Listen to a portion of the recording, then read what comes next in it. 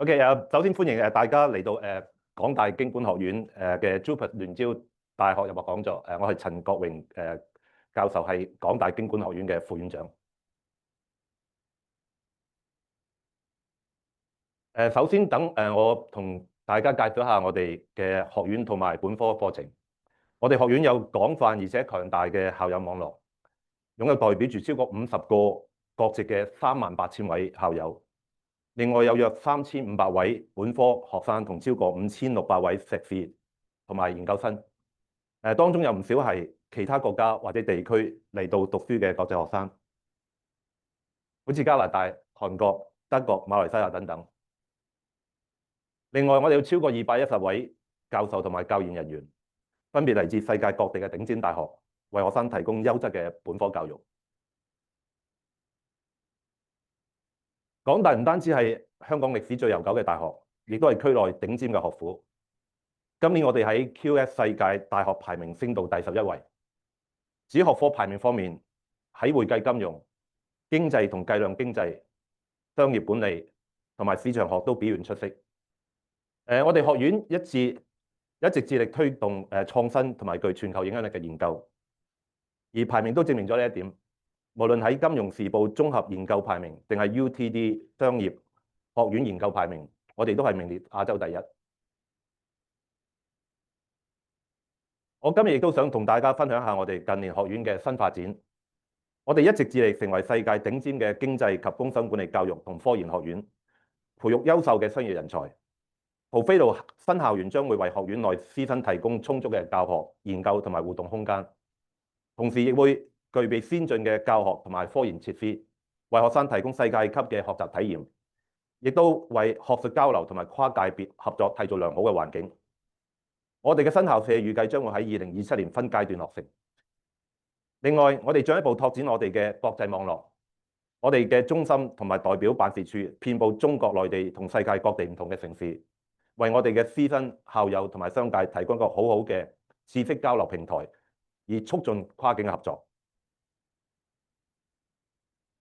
我哋學院提供多元化嘅本科課程，涵蓋工商管理以及經濟金融等等唔同嘅範疇。呢度你睇到啦，我哋總共會提供11個唔同嘅本科課程，9個唔同嘅聯招嘅課程編號。值得留意嘅係，為咗配合不同行業對數據分析人才嘅需求，我哋近年成功推出咗3個大數據相關嘅新課程，包括係工商管理學士、會計數據分析同商業分析，仲有理學士、營銷分析及科技。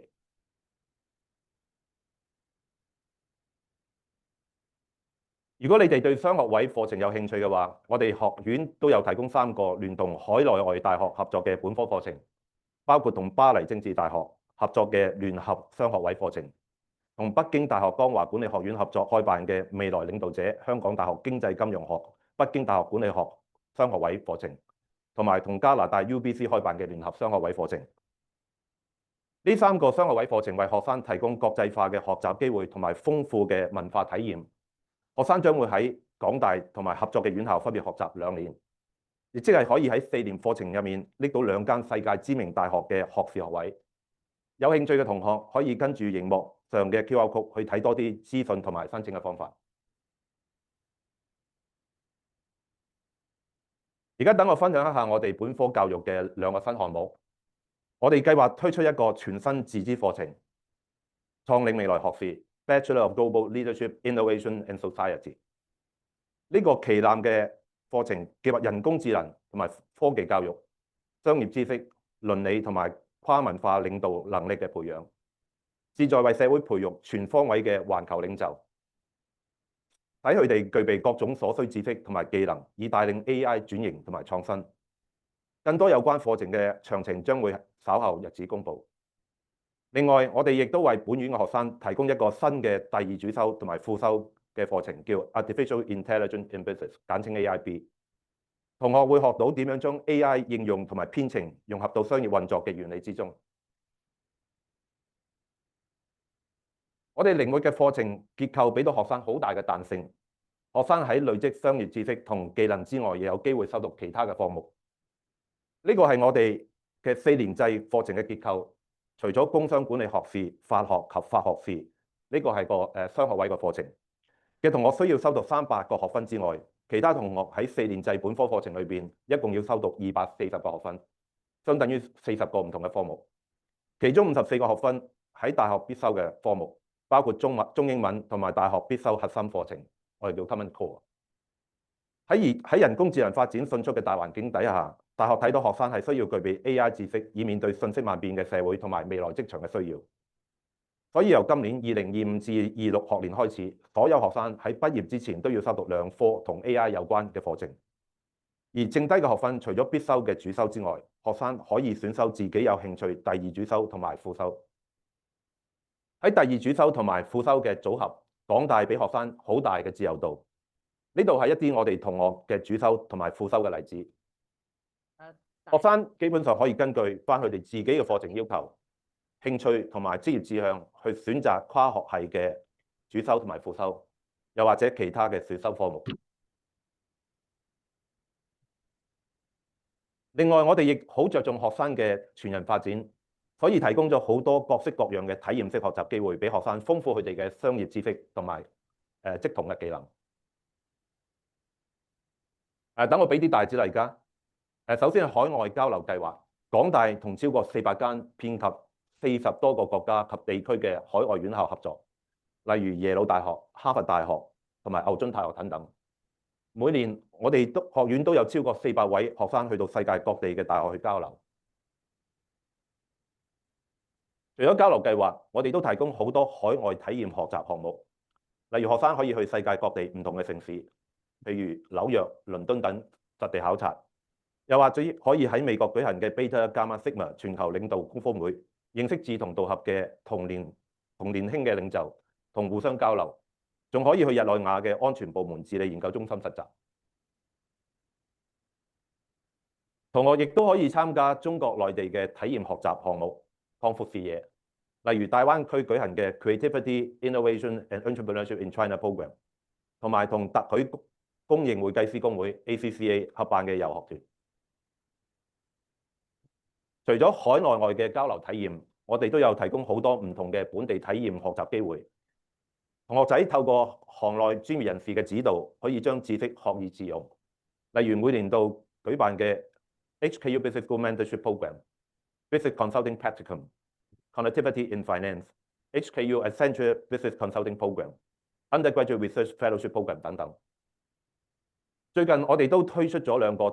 體驗學習活動，包括同德勤中國合辦嘅師友計劃同埋 Connectivity in AI。另外都仲有好多唔同嘅 case competition 同埋企業合作嘅計劃。上個學年，我哋學生喺本地同海外 case competition 都攞咗好多好好嘅成績。呢啲成績都證明咗我哋好着重培養學生做未來領袖。佢哋唔單止擁有書本嘅知識，仲具備國際經驗、分析、做簡報同溝通嘅實證能力。而家等我講下我哋學院提供嘅職業訓練同埋同學嘅實習機會。為咗裝備學生未來就業發展嘅專業能力同知識，我哋學院成立咗專責嘅職業培訓團隊，為學生提供相關嘅職業訓練同職涯體導。另外，佢哋都會定期舉辦研討會，等學生可以直接同行內專業人士、招聘人員同成功嘅校友互相交流同學習。今年短短9月至11月，我哋嘅 Career Team 舉辦超過15場唔同主題嘅職業訓練工作坊，而喺大學層面，大學嘅學生發展及資源中心都為學生提供好多多元化嘅職業發展同埋支援。我哋學生有好多唔同嘅實習嘅機會，呢度係一啲我哋學生去過實習嘅公司或者機構，例如 JP Morgan、UBS、Bloomberg、Goldman Sachs 等等，都係行內好出名嘅公司。呢度係我哋2024年畢業生嘅就業數據，可以睇到有超過82% 嘅同學畢業之後加入咗工商行業，而今年係我哋連續第19年達到接近100% 就業率，平均月薪係36,770蚊，係高於全部港大畢業生嘅平均月薪。另外有高於57% 嘅同學得到2份或者以上嘅聘書，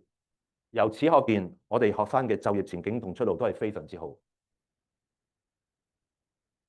我諗大家而家都有興趣，想知道點樣可以入嚟讀書。跟住落嚟，我會同大家講下我哋嘅收生要求同埋相關嘅資料。喺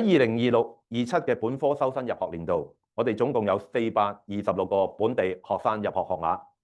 當中嘅5個課程包括 BBA、BBA Accounting and Finance、BBA ADA、B-Econ、B-Econ and Finance， 加埋總共有226個學額。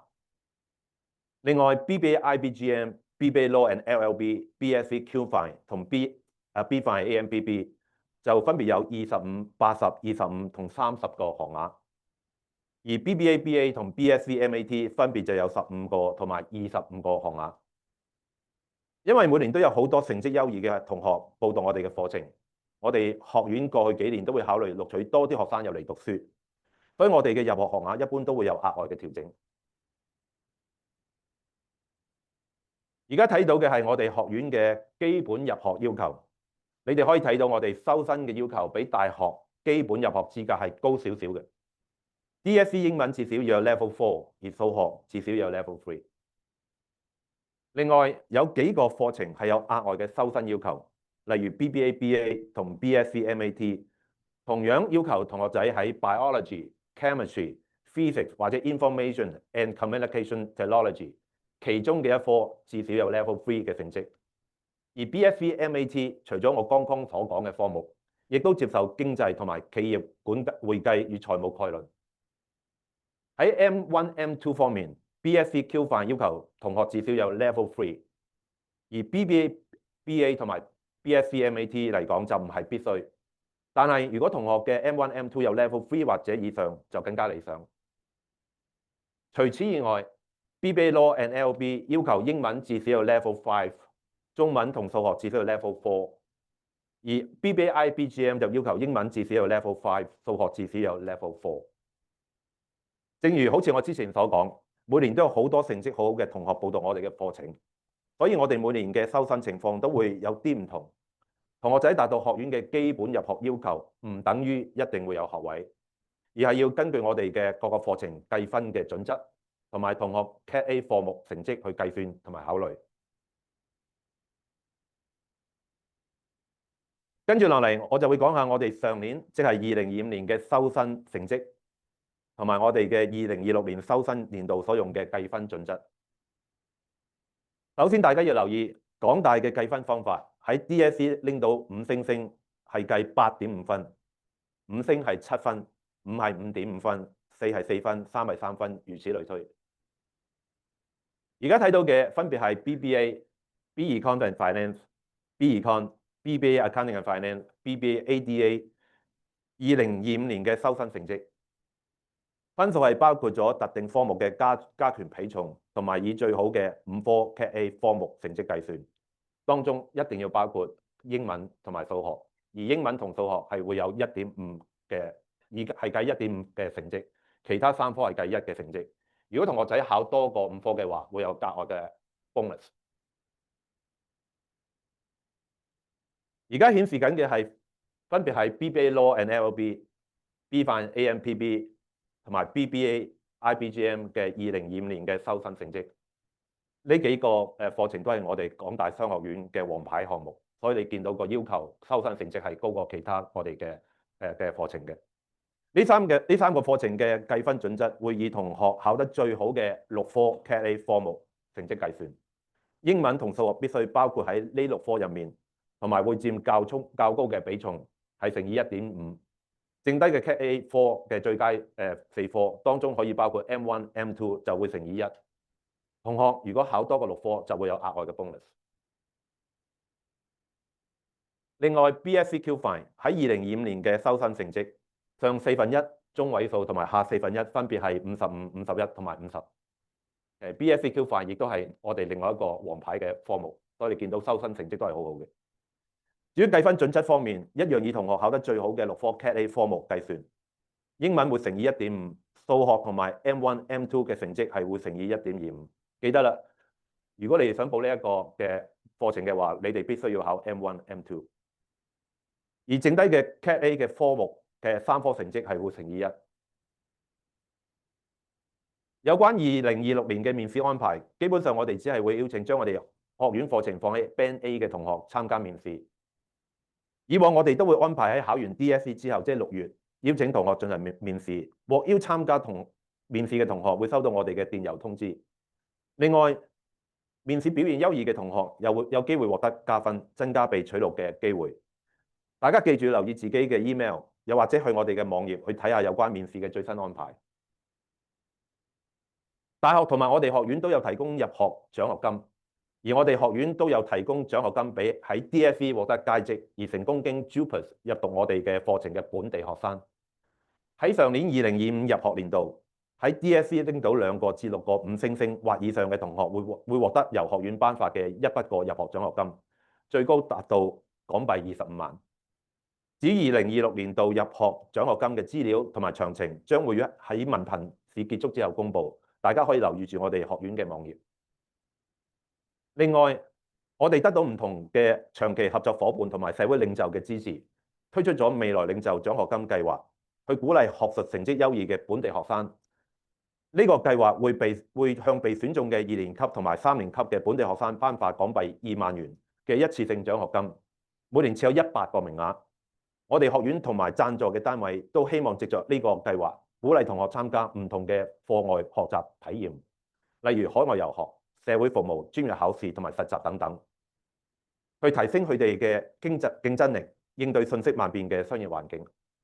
除此以外，大學同我哋學院都為同學提供多種唔同類型嘅獎學金，以支持佢哋嘅學習生活同埋課外學習嘅體驗。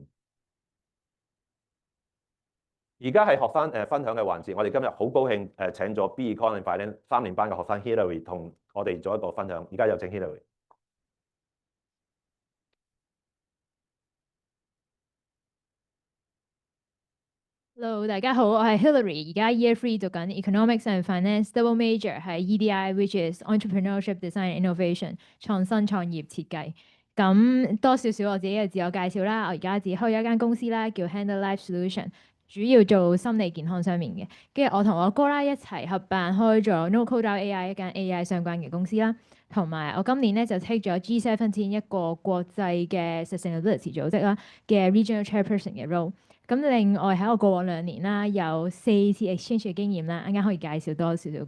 同埋好多其他嘅活動啦，咁啱啱會講啲俾大家聽嘅。咁先解釋一下我自己嘅 JUPAS 思路啦。咁我 electives 讀嘅係 Econ 啦、BFS 啦、Geog 同埋 M1，原來係 on purpose 中六嗰陣時 drop 咗嘅，有機會可以同大家分享多少點解我有呢個策略啦。咁我自己揀 JUPAS selection 嘅時候，第一步我會先諗咗我自己嘅興趣啦 ，which is 我好清楚喺中學嘅時候已經係對 econ 同埋business 係非常之有興趣，咁所以我即刻 look into HKU Business School 啦。相信大部分喺呢度嘅人都係啦。另外career 咧，即係 econ 嘅話咧，我知道多數 career 可能係教書啦或者 researcher 啦，which is 我唔太 consider 嘅職業路向，咁所以我自己就再加咗 finance 落嚟去 balance 翻我自己嘅出路啦。然後同時當然要考慮啱啱Professor Chan 講咗好多關於嗰啲分數嘅問題啦 ，interview 嘅策略啦。然之後睇完 program specific 之後咧，就會去睇個成個 U 嘅 policy 啦。非常之重要嘅就係個 feasibility 啦，你可唔可以 double major 喺另一個 faculty 啦，同埋整體個 fit 唔 fit 嚟嘅。咁我自己最後點解會揀咗 Hong Kong U E&F 咧？有幾個好重要嘅原因嘅。第一個咧就係個 course 嘅 feasibility 啦，呢個係個建議嘅 reference table 啦，但係事實上係冇限制嘅，你可以自己喐嘅。咁然之後 free elective 完全足夠係讀多一個 major，好似我咁樣啦。有一啲科佢甚至可以多個 major 多個 minor 啦。咁所以呢個好自由砌啦。另外亦都可以就到我自己想 exchange 啦，或者準備 career 啦。例如我會唔會有一個 sem 空出嚟，諗住做個 placement 嘅，或者我 exchange 嗰陣時有可能會 transfer 唔到 credit 等等呢啲問題係可以照顧到啦。另一個我非常中意喺 five 方面嘅問題就係Hong Kong U 啦，好 international 啦。我自己特別有興趣係關於啲 cultural exchange 嘅嘢啦。咁所以咧，其實我自己大概6-7成啦嘅 friend 都係 international students 啦。咁而且我哋係成日都可以一齊係參加例如比賽啦、case come 啦、將啲嘢變成啲 hands-on 嘅嘢啦，唔只係停留喺學個 knowledge 嘅嗰個層面啦。最後亦都非常重要嘅 criteria 就係、如果你哋知道啦，Hong Kong U Business School 係可以 exchange 2次啦，which is 我自己非常關注嘅嘢，所以點解我會有4次啦？我會解釋點解4次。咁然之後我自己本身就對於行出香港非常之執着嘅，我可以話，因為我一路都喺呢一度土生土長啦。咁所以呢幾個會係E&F 嘅主要原因啦。咁啊介紹多少少究竟我作為一個 HKU Business School 嘅 student 喺呢一度係點樣樣嘅咧？第一樣啦，啱啱 Professor Chan 都有講過，呢度嘅 career 嘅支援係非常之充足嘅。啱啱有講過啦，case competition 啦，case competition 唔止係將學到嘅嘢變成一啲 practical 嘅嘢講出嚟，練 presentation 等等，更加多嘅係可以真係接觸到嗰個主辦嘅人啦。你贏咗嘅話，會有啲internship track 啦等等嘅呢啲嘢啦。另外咧都會有啲 student consulting group 啦，就係中間見到嘅呢兩幅圖啦。咁當然啦，HKU Business School 同好多公司都合作啦，佢哋會嚟我哋個 platform 度宣傳啦，咁會知好多 recruitment 嘅 information、talk 等等啦。同埋一個我非常中意嘅嘢就係我哋可以出到去其他地方去intern 啦，例如我上個 sem 就唔係上個 summer 就去咗上海去實習，咁去外國都有好多嘅 program 係可以做到嘅。另外就係我有提過啦，呢個就係 case competition 嘅時候嘅場面。如果你見到嘅話咧，係有超級多嗰啲勁高 level 嘅人啦，咩 JP Morgan 嘅唔知邊個 head 啊咁樣啦。第一次接觸嗰個時候係完全唔知道自己講咩好啊，點樣插入去啊。但係可以喺出嚟商界之前練到自己相關嘅 technique，例如我而家嘅 presentation 啊，我再見到一啲好有地位嘅人點樣同佢溝通啊等等啦。仲有一個我非常之中意嘅點就係 mentoring 同埋 networking 啦。Hong Kong U 有好多 mentoring 嘅 program 嘅，有唔同嘅 topic 啦，有關於個人成長啦，有關於即係就業發展啦等等。而呢一啲係可以好有效咁拓闊到嘅人物啦，同埋有幫助我自己去積極檢視到自己嘅問題啦，再達到一個良好嘅個人發展啦。跟住之後 exchange 啊，終於嚟到要點解4次咧？咁其實咧，除咗大家所知道成個 Sam 咁樣去 exchange 之外咧，港大係有好多短期少少嘅 exchange 啦，可以喺 winter 啦，可以喺 summer 啦，同埋都可以係 reading week 嘅 which is 港大其中一個特色啦。例如我去北大呢一個咧，就係喺 reading week 嘅時候去咗9日。仲可以攞到6個 credit，即係一個 course 嘅 qualification。咁呢啲就係一啲特別嘅 offering，可以一路行出去香港啦，又一路讀到書。最後啦，就係好多唔同嘅 event 啦，港大最特色嘅 high table dinner 啦，然之後 student helper 啦，我經常性出現啦。跟住亦都有啲機會係俾我嚟做 student representative 咁樣，我對住台下100幾個啲投資人咧，去分享喺港大嘅 like HKU Life 咁樣啦。咁如果有興趣嘅話，我相信有好多足夠嘅 resources 俾大家去發掘自己有興趣嘅嘢。咁你哋如果有更加多問題，可以嚟緊 Q&A 嘅 session 問我哋啦。咁然之後而家交翻俾Professor Chan 先。多謝 Hillary。我哋今日都會有舉辦好多唔同嘅課程同埋講座，有興趣嘅話可以 scan 呢個 QR code 睇下我哋今日嘅講座嘅時間表。我哋亦都邀請咗一班我哋嘅學生大使為大家解答下我哋各種嘅問題。如果你哋對我哋嘅課程同埋入學收生有問題，又或者想知道我哋同學喺港大同埋港大經管學院嘅大學生活，可以去梁球具樓地下嘅大堂同佢哋傾下偈。如果聽完呢個講座，大家有咩問題想問我哋，亦都歡迎大家透過呢幾個平台聯絡我哋。記住 follow 埋我哋嘅 Instagram 同埋 Facebook，咁就可以得到我哋最新嘅入學資訊。